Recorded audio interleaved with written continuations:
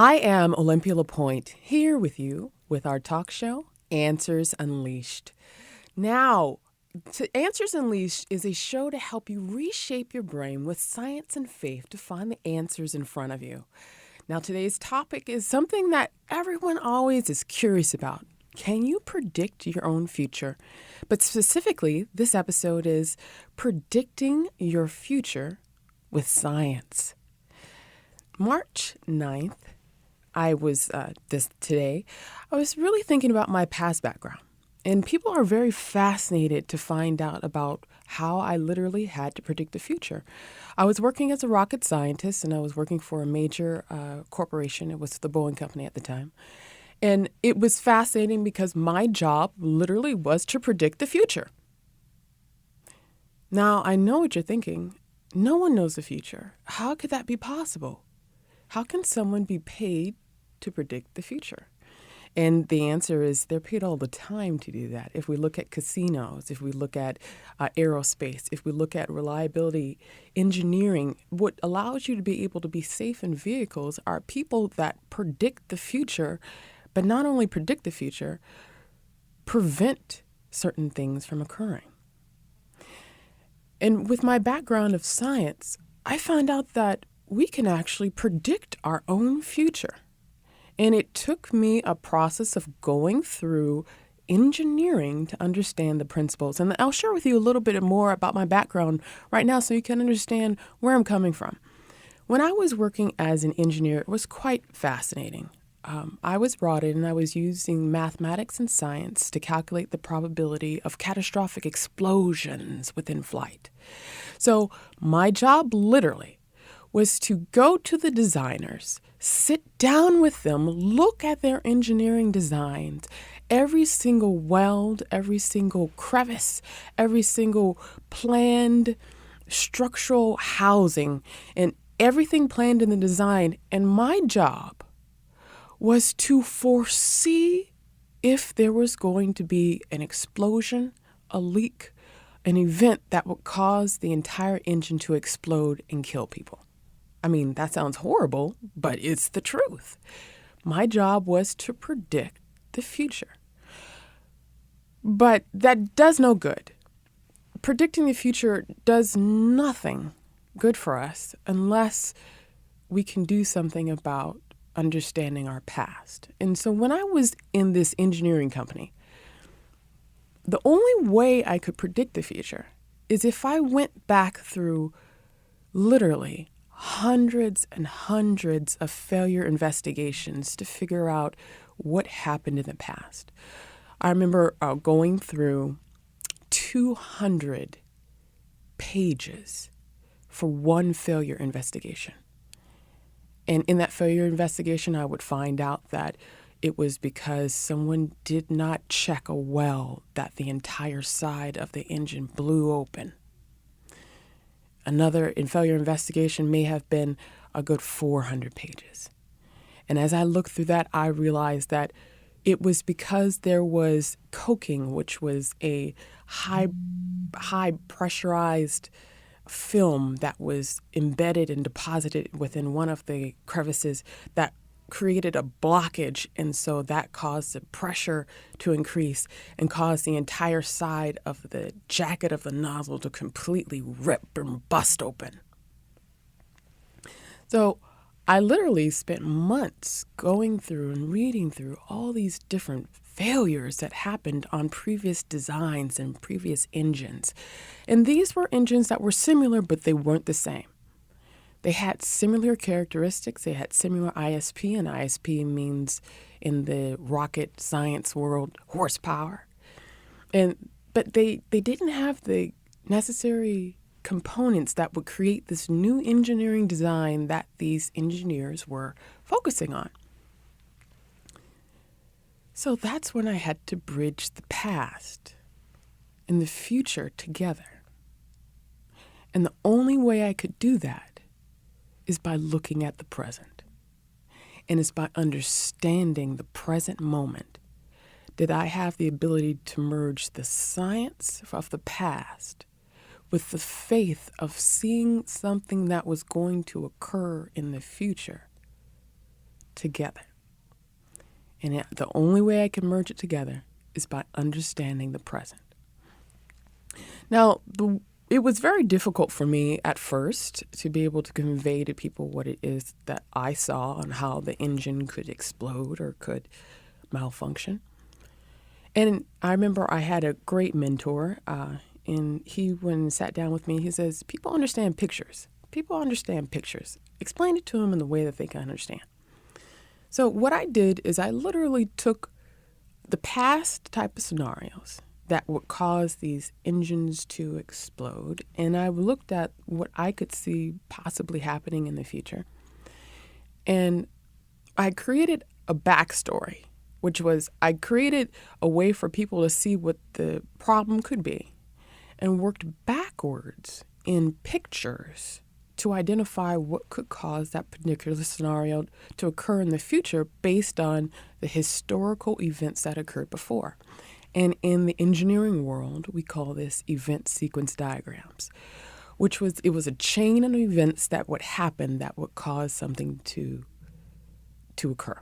Either it could be good or bad. For example, let's look at a particular example within daily life. Someone can make a turn on a street and they pass by a store that they really want to go into. And then when they go into the store, they run into a high school friend. And that high school friend they haven't seen in 20 years. That was a chain of event that caused something major to occur. Or someone could be on the same road and they could turn down the street and not stop at the store, but they can go a little bit further and then be in a car crash. That's the same sequence of events, but different outcomes.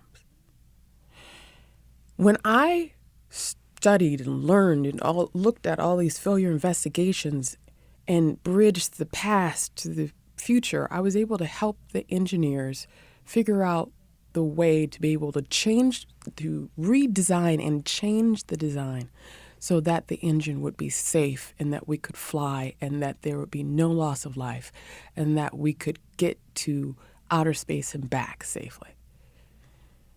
And I was very proud of myself. But I thought about it. After I left engineering, I thought if I could do that, and if people who are specialists in all these areas could be able to foresee futures and guide people along paths to be able to create the future that they wanted, can we do that with our own life? And the answer is yes, we can. We can predict our future with science the same way that we predicted how we could go to the moon, how we could go to outer space, and how we could go to far beyond places that we never thought we could go to. And it uses the same process. And so today, what I'm going to do is help us understand how to use this process to predict the future that we desire and not go down a path in which we don't want to go. Now, I find this very fascinating. If we look back in history, we'll see major people who've accomplished great things. We see Einstein. He was the person who was able to understand the general theory of relativity and explain that. We see major inventors and mathematicians like Pascal, who was able to develop all these great theories in mathematics that people use right now in not only in algebra, but in chaos theory. We see great leaders like Martin Luther King, who led a group of people towards a future even after his death. We see Gandhi, who was able to reprogram the way that he thought and be able to share that idea and thought with other people so they would have spiritual enlightenment. There's a combination and there is an overlap of all these individuals that I've just mentioned. They were able to see a future before any evidence of it existed.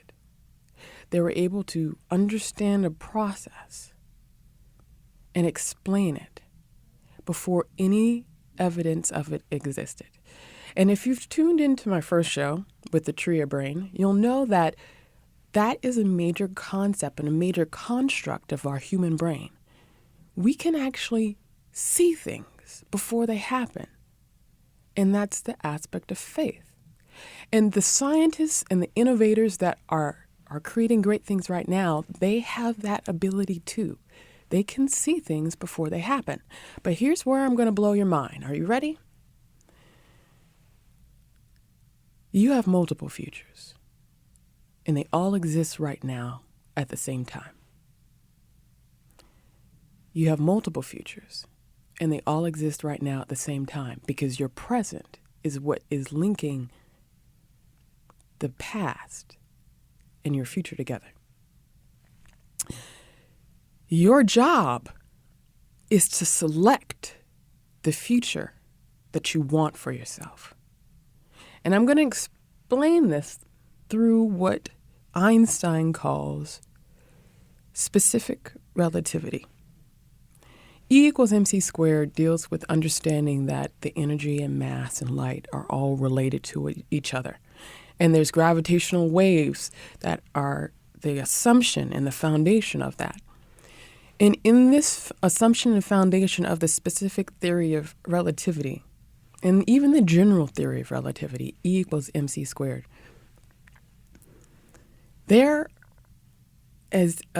everyone sees their life and experiences time differently. Time is not the same for any of us because of where we are physically placed on the earth. Where we are physically in the universe will determine how we see light, how we will see our surroundings, and where we focus on. With that said, we each focus on things differently, and we each have different outcomes based on where we are in space. Now, when we have a certain thought, that is a type of projection into the future. When we have different futures that we see for ourselves, let's take an example. I was a person that grew up in South Central Los Angeles, and I saw two futures for myself. I could either go into rocket science, where I really desired to go into, and that thought came into my mind after I went to a Jet Propulsion Laboratory field trip when I was 6 years old, and I actually talk about that in my TED Talk, Reprogramming Your Brain to Overcome Fear. Or I could have gone down a path where I could have not gotten an education and stayed to repeat the cycle and stayed in my environment and experienced poverty. I literally had two futures that existed simultaneously. But it was from my choices in my life that would determine the successful path in which I was going to take. So we can predict our future by doing three things. And these three things that I recommend is, one, you have to identify what you desire in life at all the different time periods of your life. What do you desire within this week? What do you desire within 6 months from now? What do you desire within 1 year? And what do you desire within 5 years and 10 years? Literally. Because once you identify what it is that you desire, you're then able to identify what you don't want. When you are able to identify both what you want and what you don't want, then you are projecting into the future in a sense, now figuring out the direction in which your decisions will take you. Now, once you decide what it is that you want out of life, that then becomes your trajectory. Now, in chaos theory mathematics, there is a process that we look at. It's called a trajectory. And chaos theory mathematics indicates that there are two types of places that we can go. We can go towards a location that will propel us to where we need to go, or we can go to a location that will get us stuck. Now, there's two types of stuck locations. A stuck location is what we call a fixed point, where this fixed point is a place where we desire to go and stay. It can be good or bad, however you look at it. It's just a location. And then there's these places that allow us to get to those stuck points faster, if you will. So when you're able to identify what it is that you want and what you don't want, then you're identifying those stuck places, those places in which you're going to end up no matter where, no matter what happens, no matter where you go. So that is identifying your trajectory. Like, where are you going to be placed in the end of the day, the end of the week, the end of the year? Where will you be? And where will you not be able to be moved from? So that's actually an application of chaos theory mathematics there. And secondly, what I would recommend is you work backwards. You work backwards from where you want to go. When I was working in engineering, like the thing that we didn't want at all was the loss of a vehicle. So we would work backwards from everything that could cause that. Was it going to be a rupture of the engine? Was it going to be someone's inability to follow the engineering design? What was it going to be that was going to cause a problem? And so in your life, what is that stuck point that you don't want? Do you want to not fall trap to dropping out of school? Do you want to not fall trap to not excelling at work? Do you want to not fall trap to listening to other people and not start your own business? What is it that you don't want? And then you work backwards. What could contribute to that not happening? For example, if you wanted to start your business and you do not want to be stuck at your particular job, what would keep you from going towards your business? Would it be a raise? Would a raise stop you from going and opening up your own business? Would it be your friends telling you that you don't have the ability to, or the investors to? So you work backwards and then you create what we call mitigations of that. Mitigations in the science and the engineering world as things that would solve that particular problem before you are in it. So if a raise would keep you from going towards moving into your own company, the mitigation point would give yourself a raise so you're not depending on someone else to give it to you or give it for whatever work you've done. Put money aside so you raise the money yourself and become your own investor. That way you would mitigate the influence of other people stopping you from where you'd want to go. So that mitigation that you would create would then change your trajectory in the mathematical chaos world. With that, instead of you going towards being stuck in a job, you'd go towards the stuck point of being stuck in your own ability to create a business. And then there is the third point, which is the power of choice. You have to realize how powerful you are. You have a choice in every situation. And this is the beautiful part about understanding how the trajectories work. In this chaos theory mathematics, what changes the direction of things that happen is what we call an initiating event. The initiating event, if you can think about it this way, if someone were to throw a cigarette out of a window into brush, it wouldn't necessarily catch the brush on fire unless there was an initiating event like a wind that would catch the brush and then spread it. Well, in your particular life, the initiating event is a choice, and it's a thought that's combined with an action. So how the way that you change the trajectory in your life to go towards the desired future that you have planned for yourself is your action and your decision to take that action. For me, I made the decision to start my own company when I was 31, I believe. And it was so fascinating for me because I was scared to do it at first. I didn't necessarily know how I was going to pay my bills. There was people contacting me, asking me to pay things, and I didn't have the money to do it because I was working part-time as an educator and I wasn't being able to make my bill payment. I didn't know if I even had the ability to start my own business. But it was a decision that I made that changed my life. And it was after a conversation I had with a major CEO who works in, who has its entire company and internationally. And I had the ability to talk to him over the phone. And he said, Olympia, you've got to get one thing in your head. When you start your business, not if, when you start your business, you must decide that there is no such thing as failure. Failure is not an option for you. You will succeed, and you have to get that in your mind because every single decision that you make will be based on that fact. And when I heard him, it blew my mind. It blew my mind because I never even thought that the decision to succeed was more powerful than starting the business itself.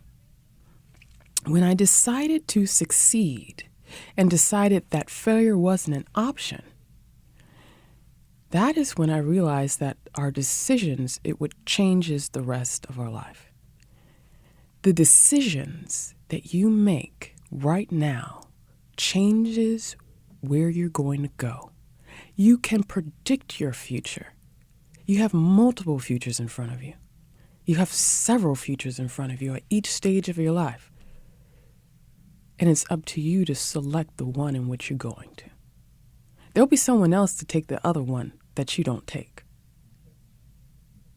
So, today, remember that you can predict your futures.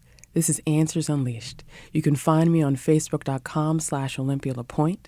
I am so happy to be here with you on KPC Radio, and I am welcoming any calls at 888-88-ANSWERS, and I look forward to speaking with you next week. And again, I am Olympia LePoint here with you with Answers Unleashed. Thanks for listening, and that was Olympia LePoint. Stay tuned for next week when she comes back with another Answers Unleashed on kpcradio.com.